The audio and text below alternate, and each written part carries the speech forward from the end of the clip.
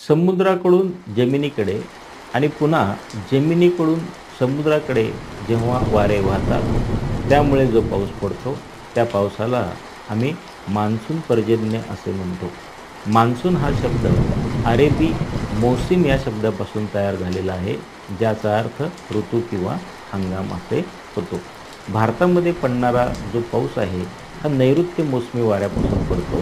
हे वारे साधारणतः अरबी समुद्राकडून भारताकडे वाहत येतात. हा कालावधी जून ते सप्टेंबर आहे.